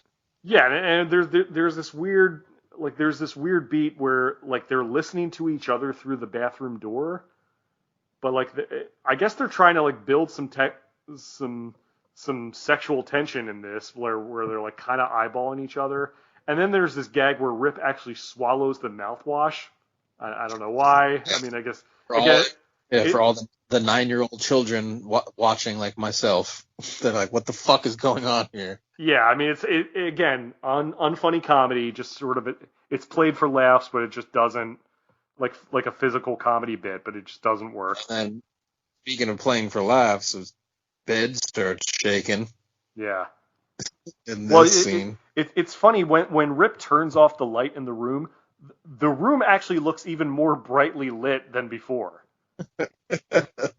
That's something I noticed right away. We forgot about the camera crew lighting it. Oops. So Samantha walks out of the bathroom and she's in this like nightie, which is just like one step away from being lingerie. Which you always travel with. Sure, which of course you travel. Of course you take that with you on a business trip. So. I do. Well, I mean, you never know, man. I don't know what business how badly do you want to seal that deal or not? I guess that is cool. So I mean, So I guess as they're laying down, they have this conversation, and Samantha indicates that I guess she's too busy to date anyone, and I guess, and then Rip tries to like almost kind of plays it as like she's being cold and uptight, you know, like he's trying to make her feel bad about it. It's weird. So later, as like Sam is asleep, and Rip is on his side of the bed. And Rip's side of the bed is bouncing up and down. So, like you mentioned before, Brian, like it's definitely played as like a masturbation joke. But like, I was shocked because I was like, I don't remember a Hogan. Is this a deleted scene? Right. That I stumbled upon Hogan jacking off. Right. With Todd Clem in the room with Heather by any chance? Right. That certainly predates before that. But so she peeks across the sheet, and then like there's this weird shot of Rip's heels next to each other. Like, is that supposed to look like his ass? Like, I had no idea what that was supposed to be. Yeah, it was very. But like she notices that he's just doing push-ups off the side of the bed in his underwear for some reason. Well, she's wearing lingerie. He can wear undies, I guess. That's right. Like, I mean, he was like wearing like a tank top and shorts, but I guess he just had to strip down to his tighty whities, brother. Kind of like the Billy Graham rule. I guess. The superstar Billy Graham rule. That's stupid. I guess. But like, so he catches like her sneaking a peek and says, "Don't wait up for me," you know. Don't act like you're not impressed. As this like we hear like the sexy saxophone music in the background. Love it. So it's supposed to be like this big like moonlighting romantic comedy type of moment. Comedy fell on deaf ears. Exactly. So later in the night, Rip is still in his underwear, about to fall asleep, when he plops down on the bed and it breaks, causing Samantha to fall on top of him, and it's just this big gag with, and like he makes a joke about her staying on her side of the bed, and she's pissed, understandably. He tells her to calm down, and she tries to slap him, and of course this makes him mad, and he has this line, it's like, "You built bigger walls than I ever could." Oh yeah, that was very touching. Like, Rip. And like he's like trying to make her feel like shit when like honestly she's right to react that way. She's like, "What the fuck?" That was the hottest scene in the whole movie too, is her falling on top of him. Right. And then he makes it all weird. It's such a weird like note where he tries to guilt trip her about not having a sense of humor, when all he has to do is just not be an obnoxious asshole about it, and remind her, maybe not in your underwear in a fucking hotel room. You creep. Yeah, or just like say like, "Look, it was an accident. Obviously, I'm sorry about it." And all he has to do is just not be a dick about it. But she apparently feels guilty about it as he leaves and I guess goes sleep in the lobby on the couch. I don't know, like that. Yeah, that whole scene was pretty wacky. As opposed to all the other scenes. Yeah, I mean, again, that this recurring theme. It just gets worse and worse. It's like, how could it get worse? And it does. So later, I guess later at Brell's office, this is after this whole trip has taken place, Samantha is there, and Brell is just chewing her out. And we find out that Samantha was hired by Brell to go to Rip's network as a corporate spy to seduce him. But apparently she couldn't go through with it all the way because she thinks he's a nice guy. And Brell like implies that she's falling for Rip. So, she's a bad girl with a heart of gold. I guess, but like it's Miss Elizabeth in a sense, torn between two lovers. But like, she seems confused about the hotel thing, so it's like, did she know that she was supposed to have sex with Rip, or just like, was that something that he had in mind that he just assumed that she would do whatever it took? She was just going to do that for fun, regardless, just to say that she banged a wrestler. But like, I get the feeling that she wasn't aware that was part of the job description. Probably not. So, poor thing. But yeah, so when Sam refuses to help Brell, he backhands her across the face, and even the two sidekicks, Unger and Norway, even they're like shocked and appalled at this. It was shocking, man. Yeah. So I'm shocked I'm shocked and appalled that I've watched this movie this many times in my life. Yes. This has to be the end. Yeah. Like, No, we're not even halfway Oh no! through, Oh folks. no! We still have plenty more to go. But like Well, that. I mean, the end. As far as me watching this movie, that has to be the last time I watch this fucking. I'm good. I'm good for the rest of my life. But yeah, no. I'm I good. mean, the way she played it, I doubt that she was like. She probably didn't know that she had to sleep with him. He just assumes like, oh, she's a woman, she's a whore, she'll understand. I don't know. This is not the movie to attempt to draw any form of logic from. It's not there. I know, but that's why we're here. That's why we're doing this, to point out how just insane this movie is. So I like the one line Burrell had. I eat nice guys for breakfast. Total Vince delivery. I eat pieces of shit like you for breakfast. Yeah. You eat pieces of shit for breakfast? The The next day, Samantha goes over to Rip's house, and she is just in tears, confessing what she was hired to do, and Rip forgives her. You know, Of course he does. I mean, he forgives her. I mean, I'm surprised. He's a babyface. I'm surprised. You know, I think under normal circumstances, he'd be like, okay, get the fuck out of my house. Like, we're done. Yeah, like Pretty Woman. You're a what? You're a prostitute? Get the fuck out of my bed. Right. Movie over. Exactly. Not the Hollywood happy ending everyone was looking for. But I mean, he forgives her. He breaks. She was a who?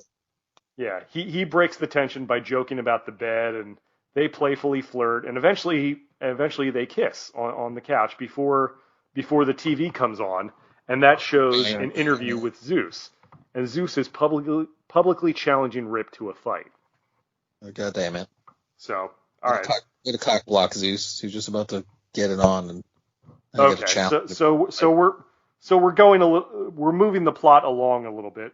And then we cut to one of Rip's charity events, which is just called Sports for Kids. That's all we got, folks.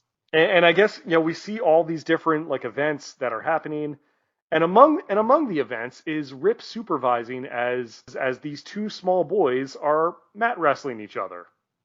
Nothing weird going on here. just me watching these kids, brother. It's a little unusual, but it's not. I mean, I guess kids do wrestle at that age. Like I think Brody Lee Jr. has already started doing some amateur wrestling stuff. I guess they do have like almost like pee-wee football or pee-wee hockey. I guess. Yeah, there is some. Definitely, man. I can remember going to tournaments as a high schooler and seeing kids that were like 5 wrestling. Yeah, and it happens. Also notable in this scene, you see, of course, it was mentioned that this was filmed in the Atlanta area. In this scene, one of the extras was actually a young Marcus Alexander, a.k.a. Buff Bagwell. No kidding. Yes, you can see it in the part that we're going to get to where the helicopter comes down with Zeus on it. You can see very, very plainly right there in the front, a young Buff Bagwell. No kidding. He must have been like a teenager at this point, I think, or like Definitely, maybe 20-something, or. Yeah, it was prior to him starting in wrestling. I mean, he didn't start wrestling for another couple of years, so. No kidding. I did not know that. So that's cool. So when all of a sudden there's a helicopter lands in the middle of this field, and we see Brell and Zeus and all their crew just emerge to challenge Rip publicly. I think they have a camera crew there and everything. And I noticed Rip's brother Randy was in the background dressed as a clown for some reason. I guess just helping out with the event. I guess they had clowns and other stuff going on there. I wasn't really sure what's going on there, but it's like a carnival setting. But Rip does not take the bait because he doesn't accept, because I guess of all the kids around, he wanted to set a good example. And later we see Charlie kind of backing up Rip and saying, it's like, you did the right thing. You didn't take the bait. You didn't play their game. And although Rip is like, you don't think I could beat him, do you? So it's like, obviously they're trying to move that plot thread along. So later we see Samantha parking her car at, I guess, her apartment, when she all of a sudden gets accosted by like this guy who's hired for Brell. He's like a would-be, like he's there to rape her. It's fucking crazy. Yeah, buddy. Gotta have a rape reference in there to make Vince happy. Like, he is a rapist hired by Brell. Like, not... Why did they need to add that part of like the kidnapping, whatever, but gotta have rape. like, No, you don't. all of this, need I remind you, all of this is over television ratings. And what was this movie rated? PG-13? I think so, but like, it's so crazy. Like, rape and murder and all kinds of shit. like, I feel like this movie should have been giving a hazardous materials rating instead of a actual movie rating. Like, you might need to take a shower after watching this. It's just, ugh. Yeah, I need to shower just talking about it. It's making me sick. Right. So, thankfully, Rip arrived. He arrives on his motorcycle just in the nick of time. Not sure why he was there in the first place. Maybe he was going there to visit her apartment. I don't know, but just stuffing her panties, something. Right. Maybe they were having a date or something. I don't know why. But he's there on his bike, and at one point he has the guy. Yeah, like he chases the guy down, and at one point has the guy like sitting on the handlebars before running this man like into a tree head first. Which, well, that's look, what you get for being a rapist. I can't say I blame him. I mean, like, he just tried to rape his new girlfriend, but like, but I'm like, holy shit, I think Rip just killed this guy. You might want to lay low for a while, Rip. Yeah. You just killed the guy back there. Not with a trident, but definitely like. Yeah, you're professional wrestlers. You're not even supposed to hurt each other, and you just killed someone. Yeah. This just in on tonight's 5 o'clock. This just in on tonight's 5 o'clock news. Police are looking for a man. For Rip completely Thomas. Completely bald, Fu Manchu. with no hairline, Fu Manchu, and the skin of a hot dog. It's going to be hard for him. It's going to be hard for him to lay low in that scenario. Yeah, there's never been an instance where you're like, is that Hulk Hogan? It's like, that's clearly Hulk Hogan. He doesn't blend in. You're never not sure. Yeah. So while all this is going on, like the limo driver from earlier, he's like kind of spying on him. He's spying on him in another car. He drives off and just terrified. Then Rip obviously goes back to comfort. Sam, who's just terrified, and he says, like, God, I hate it when you're hurt or scared. I'm like, dude, at this point, call the cops. Like, get the cops in on this. Like, this. I really felt your emotion when you read that line, Jack. Thank you. Yeah, I tried to do it as heated, but like. At this point, like, why is no one like calling the cops on Brell at this point? Like, it'd be a shorter movie. Yeah. Like, this is getting way out of hand. There's a lot of things worthy of calling the cops over, like this movie even being made. Perhaps who would I call the cops and report to? This was a crime. So meanwhile, the brother Randy and his buddy. They sneak off to see, I guess, to get a closer look at Zeus in action during a taping of Battle of the Tough Guys. So, but like Randy isn't exactly incognito because like he and his friend, they're both wearing like Rip's merchandise. Yeah, they have no other change of clothing. But not really a smart move if you're trying to like spy on the opponent. Rip them. Yeah, so they get, I guess they at some point they confront about. They confront Brell and they spot the merchandise. So Brell is like bragging. It's like, oh, we're converting some Rip fans. And Randy's dumbass friend immediately brags that Randy is Rip's brother. And then like at this point the uniformed security guards then they take Randy and his buddy and like forcibly drag them to Zeus. And of course there's a big stare down. Randy attempts to like throw a punch, and he attempts to fight Zeus, but Zeus just beats the shit out of him, like cripples him. We're led to believe, like almost permanently. Like this is a lot of crimes have happened in this movie. Yeah, we can add that to the list of crimes being committed here. Really is no holds barred. Yeah. So Rip then we cut to a scene where Rip just angrily bursts into Zeus's gym. But no one is there except for this looped recording of Brell taunting Rip. It's again straight out of like a comic book supervillain plot. Rip destroys the gym, which is like complete with like a funhouse mirror, like hologram illusion, which they couldn't really do, so they just had Tiny Lister standing there and like stay still, pretending to be a hologram. I noticed that shot right away.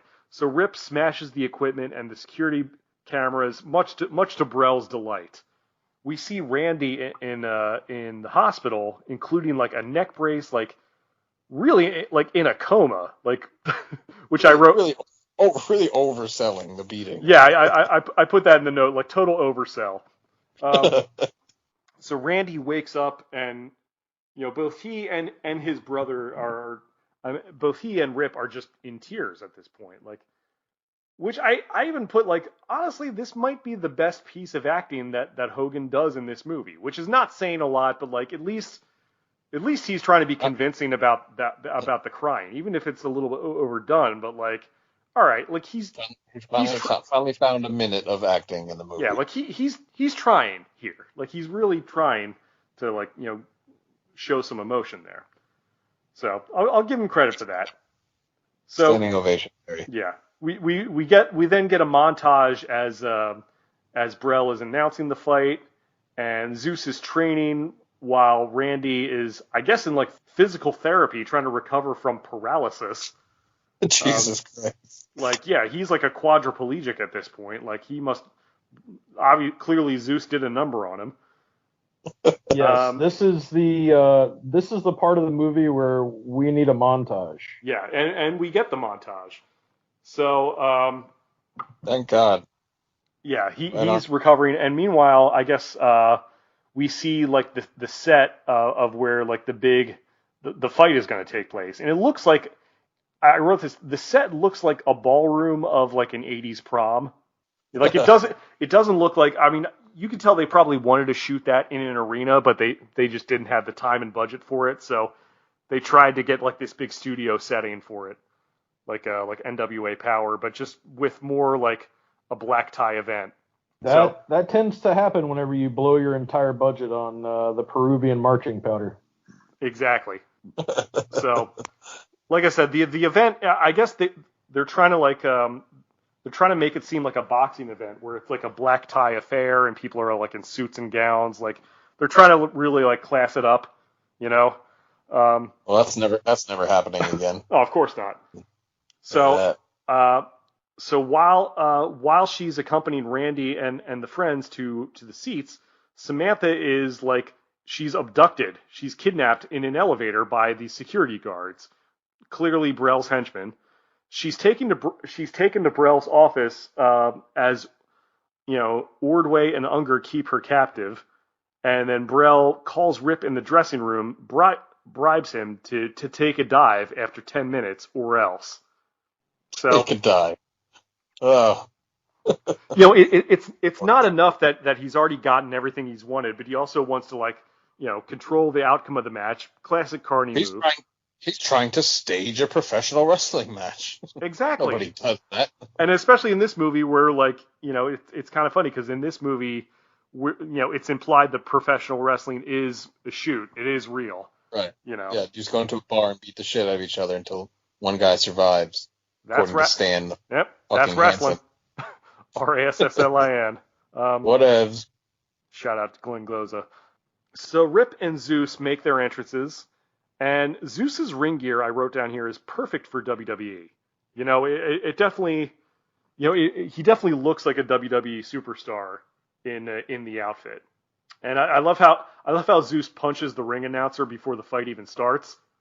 I'm always a fan of that. Yeah. I mark out easily. But yeah, and Zeus is in, the blue trunks and all that. So the fight starts, the bell rings, and Zeus is all over Rip at this point. He's just beating him and choking him with the title belt, like Rip with the WWE title belt. Rip is just getting no offense in here, presumably because he doesn't want Samantha to be hurt. But he's getting his ass kicked. And Samantha manages to sneak out of the unlocked office door, but then has the guards and the Stooges chasing after her. Stooges. Yeah. At this point, Rip is trying to fight back a little bit, but he can't quite get the upper hand on Zeus.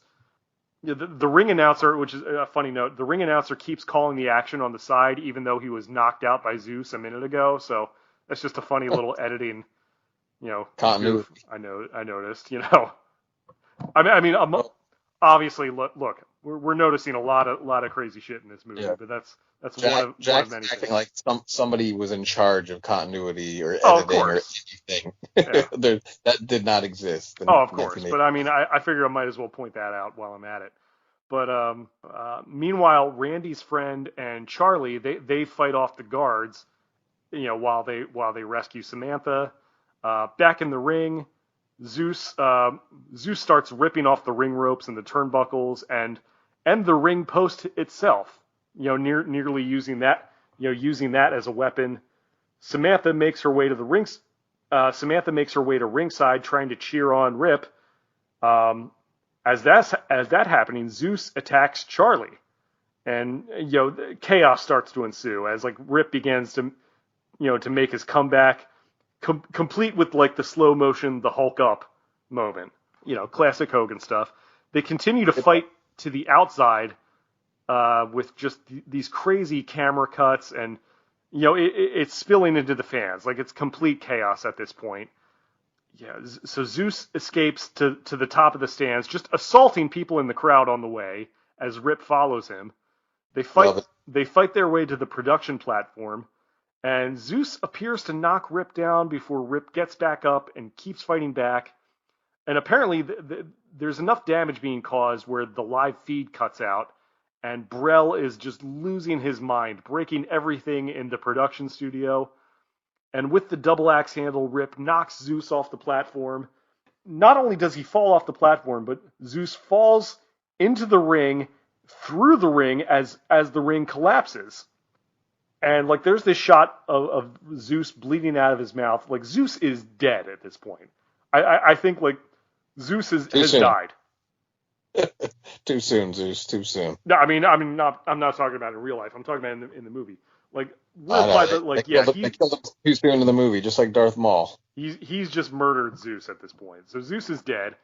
Rip then turns toward Brel in the production studio, which is already heavily damaged. Rip throws a chair through the window and starts moving towards Brel. He's about to kick Brel's ass. And so Brel backs up into the equipment and says, "Stay away, you jackass!" Of course that has to be his final line in the movie. Huge pop for that. As Brel is backing up into the equipment, which is already exploding at this point, gets electrocuted. This big slow-mo shot of him just convulsing and getting electrocuted, and Brel is definitely dead, definitely bleeding out of his mouth, and the crowd in this place is loving it. Huge cheers.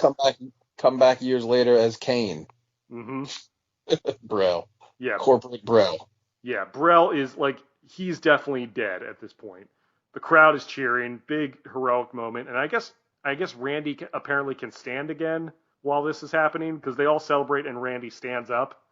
So hey, cripples are standing, people are dead. Yes. Rape. It's a miracle. No holes are barred. Rip's victory has apparently healed his brother magically, so that's another good sign. And so the crowd celebrates as Rip gives the Rip'em sign. Then we freeze frame, cut to credits. Oof. To the song "No Holds Barred," played by Jim Johnston. Funny thing about so many '80s movies, they always had to have a movie theme song. Not like a regular song on the soundtrack, like their own theme song of the movie. That was definitely an '80s uniquely '80s thing to close out the movie. And it's not a bad song. I mean it's kind of catchy. And there you go. That is the end of this movie.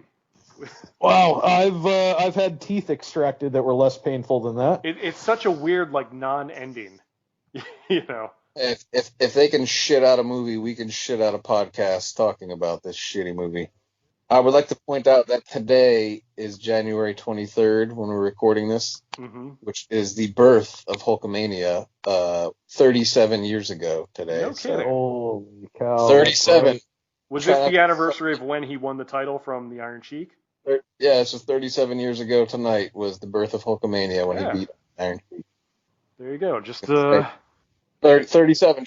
Try not to suck any dicks on your way to the parking well, lot. I mean, there you go. I'm turning 37 this year because that was just a few months before I was born. So Oh, look at you, man. Yeah. yeah, You're a Hulkamania baby. That pretty makes much. all the sense in the world. Yep, Grew up with Hulkamaniac. exactly. He So wants to be a Hulkamaniac, spend time with his family and friends. Yeah, have exactly. fun with your family and friends. That's right. Yes. So there you go. I think apparently like the box office take on this was 16 million. So I mean, if they're judging that by the supposed $8 million budget, like technically it made money, but like I guarantee you, this No, ended no. up I mean, going by that standard, it looked like it did, but I guarantee you this lost a lot of money for. It didn't make 100 million, so it's not considered, a success in 1989 standards. Yeah. Or, trying to think of anything else, like RoboCop might have been out, maybe second one. It was a busy year, like a lot of Die yeah. Hard. Yeah, I mean, like I said, it was one of the biggest like blockbuster summers like ever. Like, Why would they think Hulk Hogan 5 years? I don't know if it's past his prime, but past Hulkamania being a thing, it wasn't on fire. Like, that's why they were willing to try new people, like right. Savage, Warrior. But whatever. Yeah, I mean, so there you go, man. So just running down the cast list for a little bit. I'm trying to think about what else Joan Severance has done.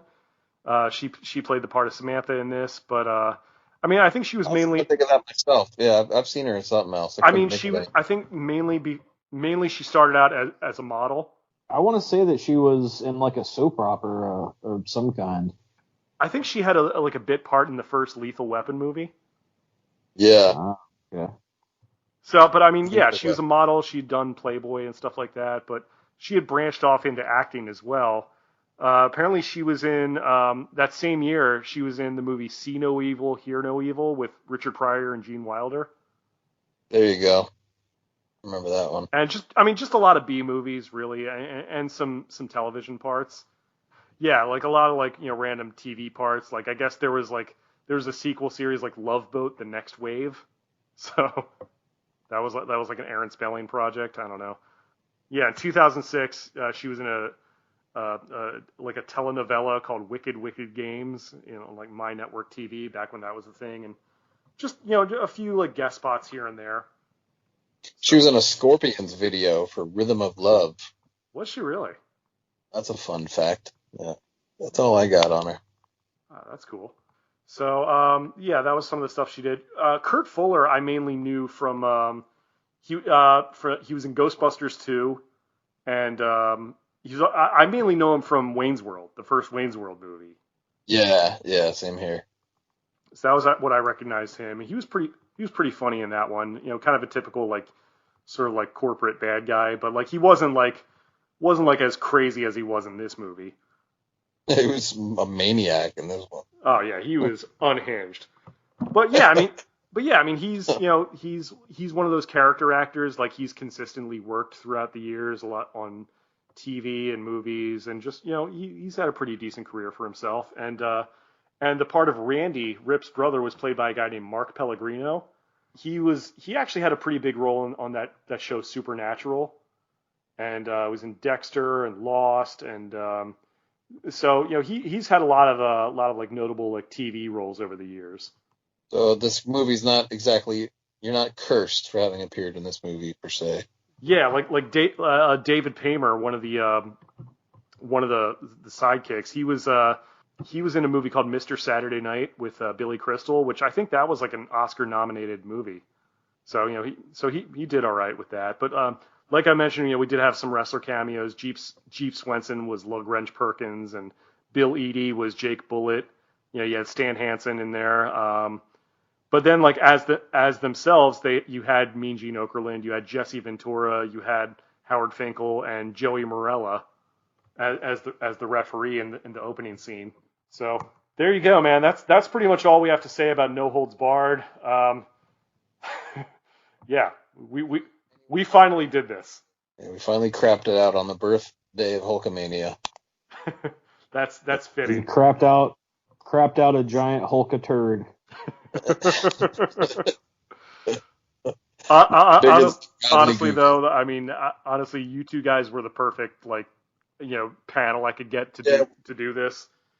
Yeah, we're the gluttons for punishment. Exactly. This was just horrendous. Hopefully, we watch something better. It's it can only go up from here. I remember John Cena in an interview said it best. It's either awesomely terrible or terribly awesome. Indeed. Yeah, but I mean, honestly, it's a fun movie to just watch and laugh and just you can't believe that this got made. Yeah, it's the Room of wrestling movies. It really is. It's why, how, all those questions and more will not be answered. It's definitely a low point, and as Hulk Hogan movies go, it makes the other movies pretty decent in comparison. I haven't seen Mr. Nanny or Suburban Commando in a while, so it's tempting. Yeah, I remember kind of liking those, but this one has just never been good to me.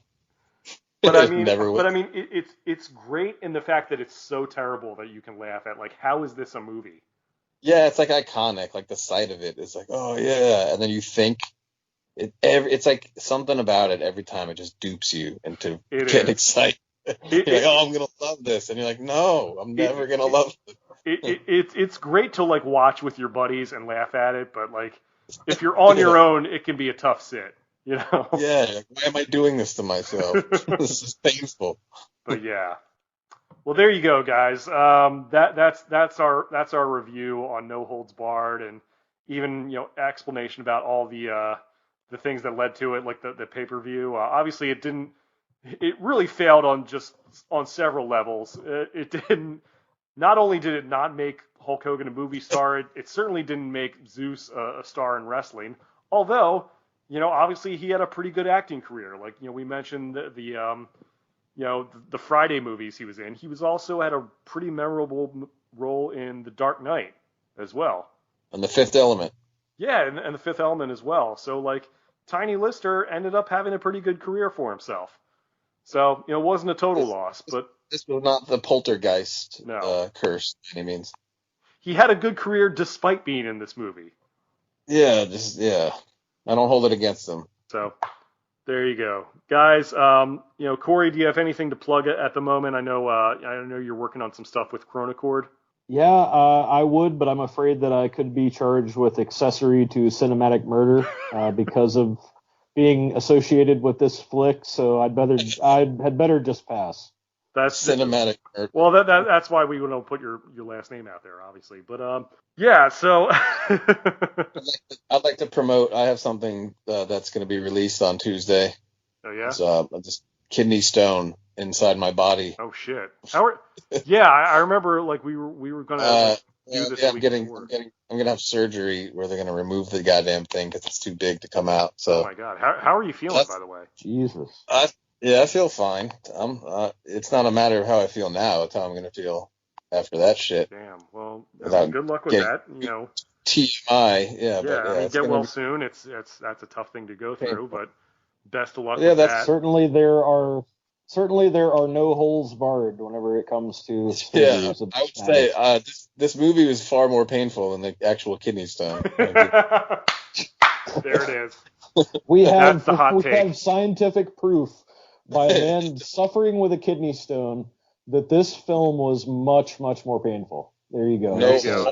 No holes are barred by this movie. I mean, that's the ultimate hot take on this one. There's no way I'm gonna top that.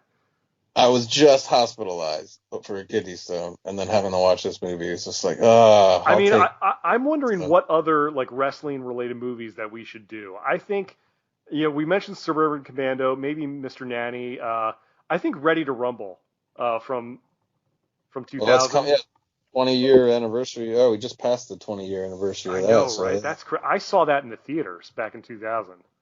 It's been a while since I've seen it, but yeah, there's certainly no shortage of movies, wrestling-related movies, to watch. I was thinking about watching The Wrestler again, but it's not a bad movie. Yeah, I mean, you could watch the original wrestler that featured the AWA from the 70s. That's an interesting deep cut. Oh, okay. Does it have Ric Flair in it? Well, no, it's got Dusty Rhodes. It's got, of course, Vern Gagne, Dick Murdoch, a couple other like old school AWA guys, but wasn't there an old kind of a hoot. The main event or something like that, or I think so. Yeah, I believe so. And then you've got what about the other one? Paradise Alley from 1978? It was yeah. That Paradise was a wrestling Alley. movie written and directed and starring Stallone. And I think Yes, and I know that Terry was Funk prior to Rocky. Yeah, Terry Funk had a big role in it. I think Ted DiBiase was in it as well. Indeed, and then you've got what's the other one there? I Like to Hurt People. That's a pretty good one. I'm not familiar. There's another one called Grunt, the wrestling movie. These are all like VHS era, late 80s, early 90s. And then we have like Knucklehead and the Chaperone. Oh boy! Right. Knucklehead. 12 rounds, 12 rounds too. Yeah. 12 more rounds. I'm surprised I never did No Holds Barred 2. I'm shocked, actually, that never got the gang back together for a sequel. I mean, this turd. It's just an unforgivable turd. I mean, I love how like during the Attitude Era when Hogan was in WCW, like Vince would like take shots at it, and it's like, dude, you wrote this. Yeah, it's your fault, man. It's your fault directly. It went through your hands. Only Vince would have the balls to like blame Hogan for that movie not working. Yeah, the two of them together made some bad business moves, and yeah, I mean, look, not that Hogan is completely blameless for this, but I mean, a lot of it, I think, more so falls on the shoulders of Vince than Hulk. Again, it's that '80s cocaine, man, that they were just take your vitamins, China White or some shit. I don't know. They did it all. They did all the cocaine in the '80s. They had to grow more because of them. Yeah, they really dove deep into the nose candy. Really, not enough bad things can be said about this movie, folks. So we'll just leave it at that. But we appreciate you guys sitting through this. Hopefully, this podcast made the viewing of this movie a little bit more enjoyable. Hopefully, people aren't saying the same thing about this movie as they are to my podcast. But what are you gonna do? I try my best. We all do. Well, we don't have $8 million budget either. So no, absolutely not. But yeah, man, thank you guys for tuning in. Thank you to Brian and Cory for doing this with me. You can always follow me on Twitter and Instagram at jackxconnor. Like me on Facebook, facebook.com/jackconnormusic. Check out my band. I play in a rock band, Vertebreaker, and I also play in another band called Mature Musical Pictures. So check those out. I'll be posting all the links to my stuff in the comments, or I should say in the description of this. However you're listening to this, make sure you subscribe, like it, leave a comment, listen to some of the other episodes, especially the stuff that I've had Cory and Brian in on, because it's. Thank you guys for listening to this. Make sure you like, subscribe, hit the notification bell. For Brian, for Cory, I am Jack Connor. This has been the Phoenix Report. So thank you for listening, you jockasses. Bye.